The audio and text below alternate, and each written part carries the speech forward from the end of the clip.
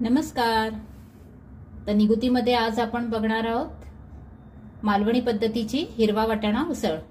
तर तुम्ही इथे बघू शकता किती मस्त अशी उसळ आपली झणझणीत दिसते. तर अशी ही मी मालवणी मसाला वगैरे वापरून मालवणी स्टाईल मध्ये केलेली आहे. चला तर मग आपण पटकन ही बनवायला घेऊ. तर हिरवा वाटाण्याची उसळ बनवण्यासाठी सर्वात पहिले आपल्याला हिरवे वाटाणे भिजवून घ्यायचे आहेत. तर हे मी एक 4-5 वेळा धुवून घेतलेले स्वच्छ पाण्याने आणि मग एक 5 ते 6 तास मी असे भिजवून घेतलेले. त्याचबरोबर मी इथे घेतलेले कोथिंबीर, आलं, लसूण आणि हिरवी मिरची ही आपण मिक्सरला एकदम बारीक वाटून घेणार आहोत. त्याचबरोबर मी इथे अर्धा ओला नारळ मी किसून घेतलेला आहे. तुम्ही सुका सुद्धा घालू शकता थोडाफार, पण माझ्याकडे सुका नारळ नव्हता म्हणून मी ओलाच घेतलेला आहे आणि कोकणात आम्ही ऑलवेज जास्त करून ओला नारळच वापरतो. तर इथे मी ओला नारळ अर्धा वाटी किसून घेतलेले. त्याचबरोबर मी 2 कांदे इथे उभे चिरून घेतलेले. तुम्ही बघू शकता अशा पद्धतीने मी उभे कांदे चिरून घेतलेले.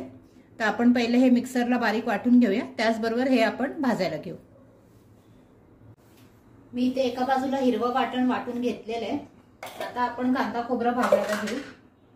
तर इथे मी पॅन मध्ये एकदम हलकसं 1 चमचाभर तेल घेतलेलं आहे. 1 चमचापेक्षा पण कमी घेतलेलं आहे. त्यामध्ये आता मी पहिले कांदा टाकते.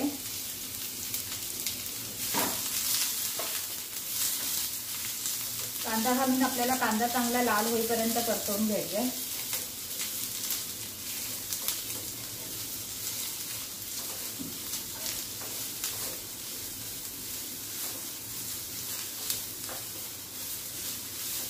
गॅसची फ्लेम मीडियम ठेवा आणि हा कांदा आपल्याला एकदम लाल होईपर्यंत आपण भाजून घेऊ.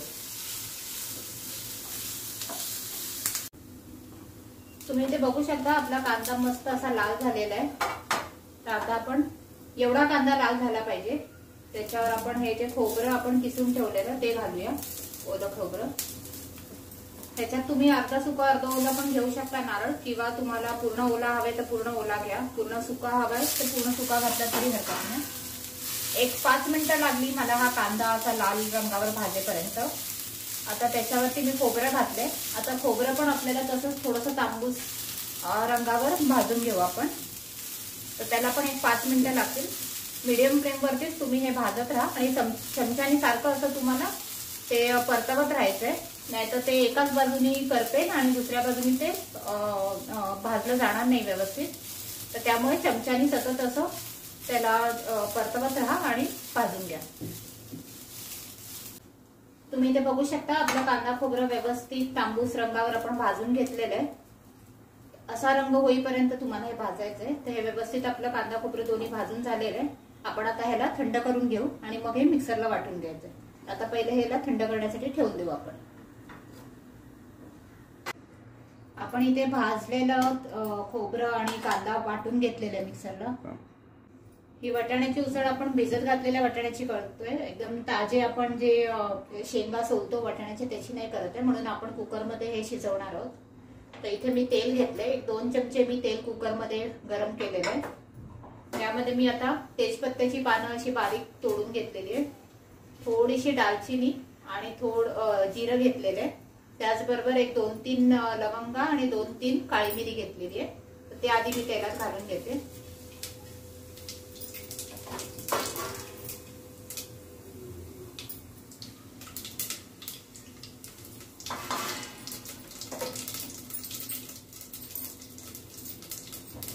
ते तेलात तडतडलं की आपल्याला हे जे हिरवं वाटण आपण केलेलं ते घालूया आपण.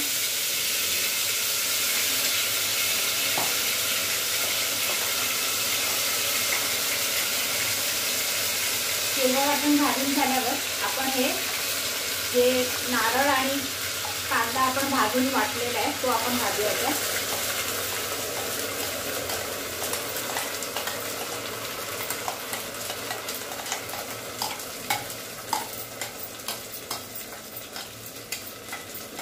आपण वाटणामध्ये कांदा घेतलेला आहे म्हणून मी परत वेगळा कांदा घालत नाहीये.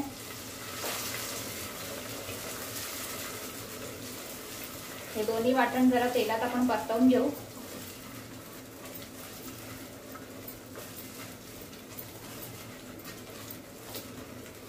1-2 मिनिटं ह्याला तेलात परतवून घेऊया आपण. 1-2 मिनिट हे तेलात आपण परतवून घेतलेलं आहे. आता आपण त्याच्यात मसाले घालून घेऊ.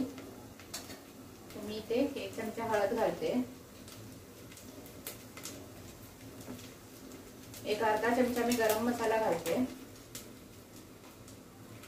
1 चमचा मी धणे आणि जिरा पावडर मिक्स आहे ती घालते. त्याचबरोबर मी इथे संडे स्पेशल मालवणी मसाला घालते, कारण मी हे मालवणी पद्धतीने तुम्हाला दाखवते. तर इथे मी संडे स्पेशल मालवणी मसाला 2 ते 2.5 चमचे घातलेला आहे. आम्ही जरा तिखट खातो म्हणून मी 2.5 चमचे वापरलाय मसाला. तुम्हाला तुमच्या चवीनुसार तुम्ही कमी जास्त करू शकता तिखट. हे सुद्धा आपल्याला व्यवस्थित तेलात असं परतवून घ्यायचंय. आपलं वाटण चांगलं आपण मसाले घातल्यावर तेलात परतवून घेतलेलं आहे. हे तेल सोडायला लागलेलं आहे. जेव्हा ते तेल सोडायला लागेल तेव्हा ह्याच्यात आपण भिजत घातलेले वटाणे घालून घेऊ.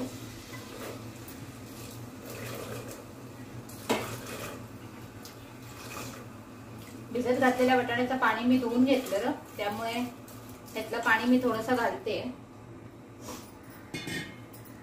त्याचबरोबर आपण जे कांदा खोबऱ्याचं वाटण मगाशी घातलं त्यातलं जे मिक्सर मध्ये थोडंफार राहिलेलं त्यात मी थोडं पाणी टाकून घेते. ते सुद्धा आपल्याला ह्याच्यात घालायचंय. आता आपण ह्याच्यात घालूया चवीनुसार मीठ. तुम्हाला हवं असेल तर तुम्ही ह्याच्यात टोमॅटो सुद्धा घालू शकता.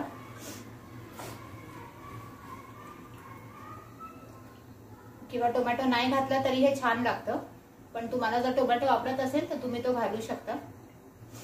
असं व्यवस्थित हे मिक्स करून घ्यायचंय आणि मग ह्याला आपण झाकण लावून 1-3 शिट्या करून घेऊया आपण.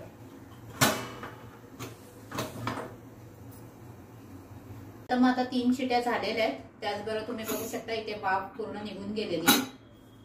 तर आता हे उघडून घेऊ कुकर